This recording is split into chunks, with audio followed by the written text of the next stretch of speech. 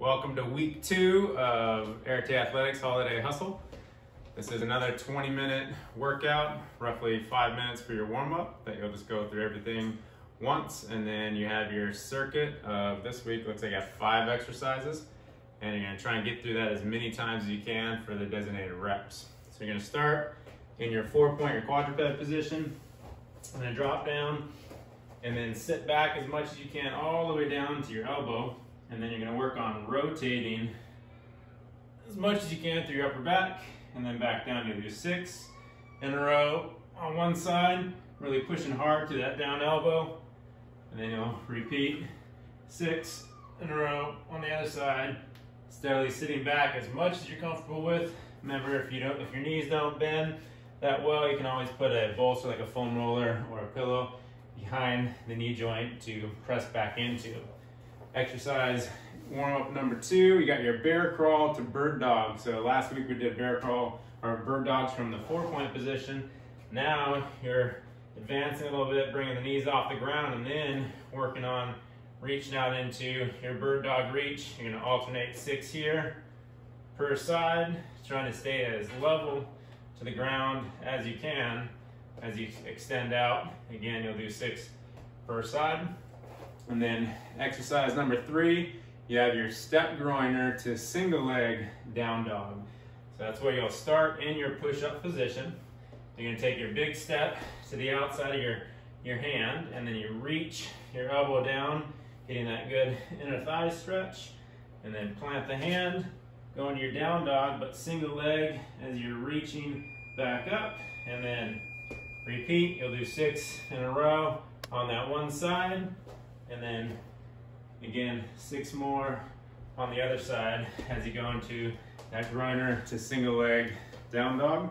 And then you're going right into your inchworm to deep squat. So that's where you're gonna walk out into your inchworm. At least get to your push-up position. If you wanna challenge yourself a little bit more, you can walk past that push-up position.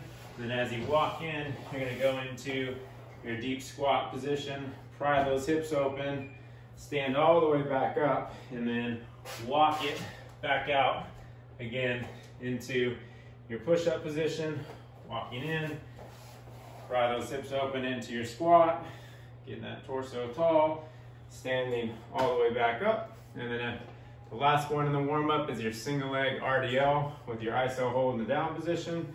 Again, you'll do 6 reps here, everything's 6 on the warm-up. Hinge down, pause, 1, 2, making sure your hip isn't opening up. Cycle all the way back up to that high knee position. Again, repeat 6 in a row on the one leg, and then 6 in a row on the other.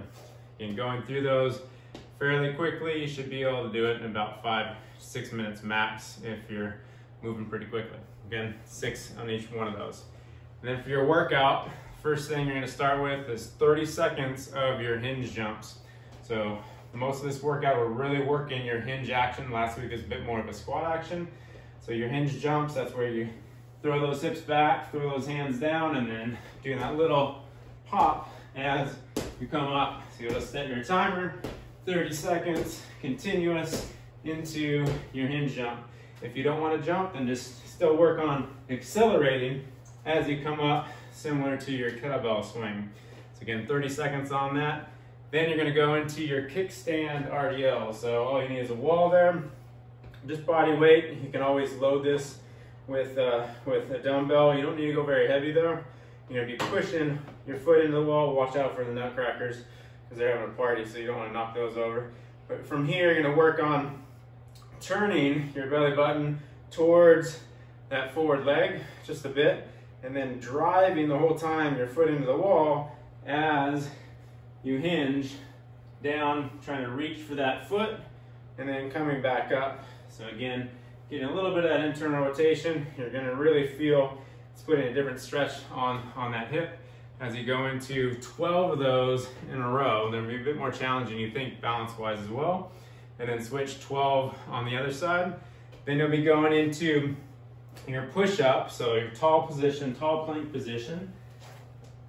You're not actually going into a push-up, you're starting the push-up position, and then you're going to drive back into kind of your bear crawl position, but you're extended, and then go into your shoulder tap. And then push right back out of it. Hinge back, tap the shoulder on the other side, shifting out of it. You're gonna alternate 6 per side on that. So again, 12 total reps as you go in and out of that. Work on trying to keep your knees pretty close to the ground as you go through that. Then you'll flip onto your back. You're going into your hamstring workouts. Again, we talked about, we're really working the hinge today, so you can work that posterior chain.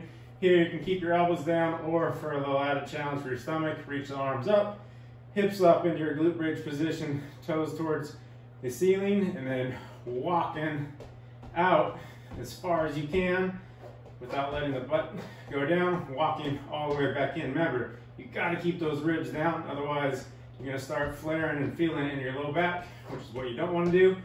Remember, if it's too challenging here, as you get out, you can always drop the hips and pull it back in and just do your eccentric. Again, you're gonna do 6 total walkouts, and then you'll flip over, and since it's Seahawks Sunday, you're gonna go into your prone touchdowns. And so you'll be on your stomach, trying to create your hollow body position.